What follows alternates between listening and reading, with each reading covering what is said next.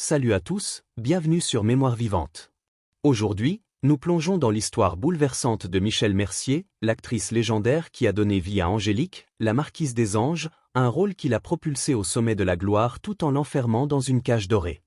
Née Joselyne Mercier à Nice en 1939, elle a défié les attentes d'une famille bourgeoise pour poursuivre ses rêves de danse et de cinéma.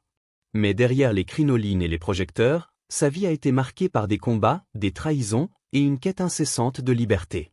À 85 ans, Michel brise le silence, révélant une vérité crue et humaine. « Je suis Angélique et Angélique, c'est moi », confiera-t-elle à Nice Matin en 2023.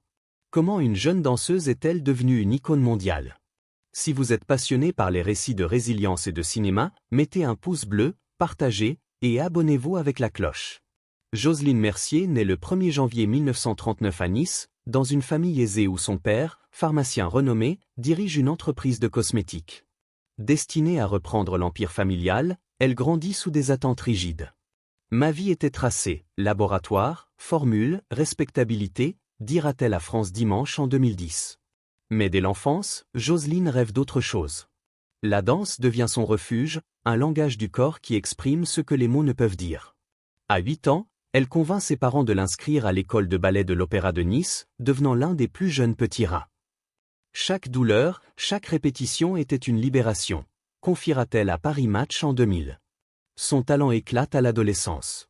Elle dansait avec une grâce qui semblait défier la gravité, écrira un critique dans Nice Matin en 1955. Mais son père voit la danse comme une distraction, pas un avenir. Pour lui, c'était un caprice, pas une carrière, dira-t-elle.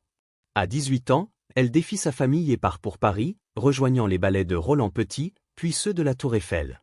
Elle danse dans Gosses de Paris au Théâtre des Champs-Élysées, chorégraphiée par Pierre Lacotte sur une musique de Charles Aznavour.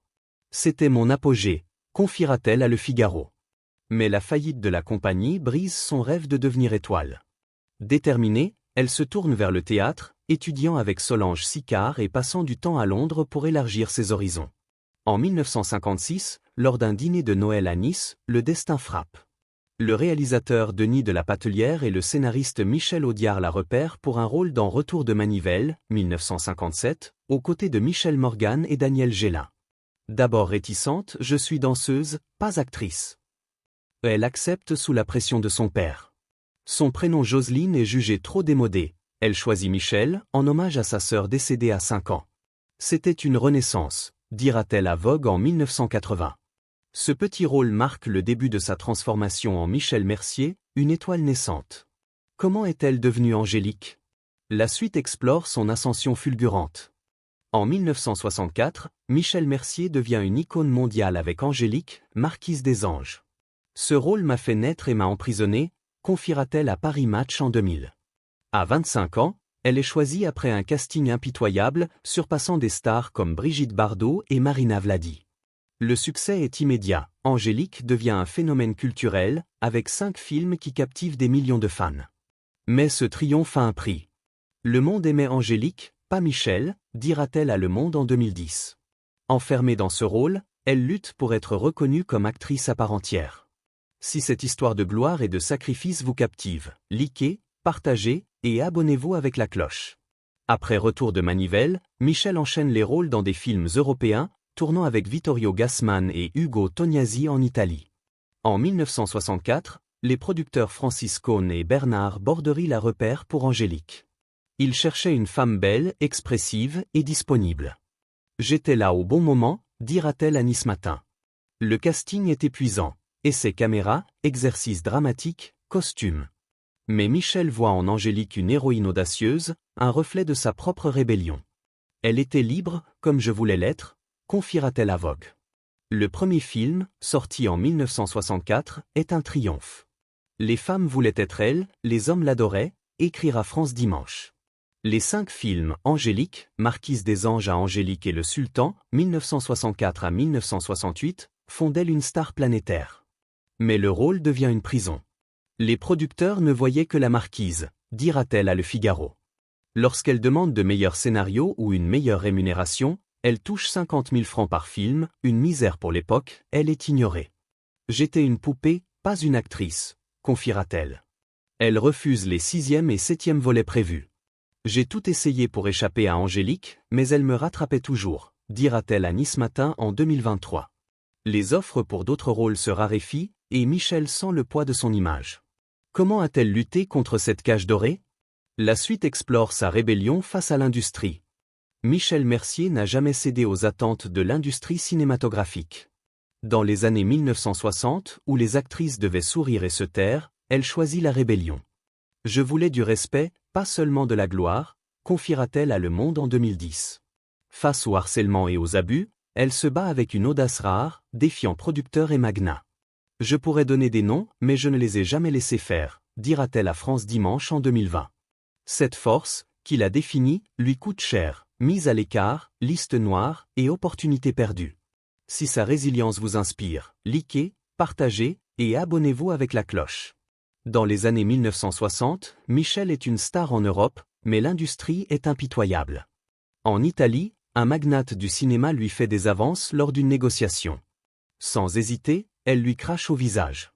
J'ai été mise sur liste noire pendant 1 an, confiera-t-elle à Paris Match. À Paris, un producteur tente la même chose, elle répond par un coup de pied. Il n'a jamais recommencé, dira-t-elle avec un sourire. Mais ces actes de courage ont un prix.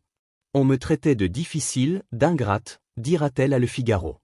Les portes se ferment et les rôles se raréfient. Michel refuse de jouer le jeu. J'aurais pu avoir plus de films, mais pas à ce prix, confiera-t-elle à Nice Matin. Contrairement à d'autres, elle ne cache pas les abus. Je les ai nommés, repoussés, et j'ai payé pour ça, dira-t-elle. Quand le mouvement #MeToo éclate, elle n'est pas surprise. J'ai vécu ça il y a des décennies, confiera-t-elle à Vogue en 2018. Sa franchise déstabilise, mais elle ne plie pas. J'ai perdu des rôles, mais j'ai gardé mon âme, dira-t-elle à France Dimanche. Comment cette lutte a-t-elle façonné sa vie personnelle? La suite explore ses amours tumultueux. Derrière les robes somptueuses d'Angélique, Michel Mercier a cherché l'amour, mais trouvé trop souvent la déception. J'ai aimé profondément et j'ai été trahi, confiera-t-elle à Paris Match en 2000. De son mariage avec André Smaji à sa relation avec un prince romain, ses histoires d'amour sont marquées par la passion et la douleur. L'amour m'a offert l'extase et la perte, dira-t-elle à Nice Matin en 2023. Son parcours, semé de chagrin, révèle une femme qui n'a jamais cessé de croire en l'amour, malgré les cicatrices. Si cette histoire vous émeut, likez, partagez et abonnez-vous avec la cloche. En 1961, Michel épouse André Smaji, assistant réalisateur. Il comprenait mon monde, dira-t-elle à Le Figaro. Mais son alcoolisme et ses problèmes de santé mentale brisent leur union. Le divorce, compliqué par les lois françaises, est une bataille. En 1968, elle épouse Claude Bourriaud, ancien pilote devenu conseiller politique. Il s'installe à Hollywood, mais l'industrie l'ignore. Hollywood ne voulait pas d'Angélique, confiera-t-elle à Vogue. Leur mariage s'effondre en 1979.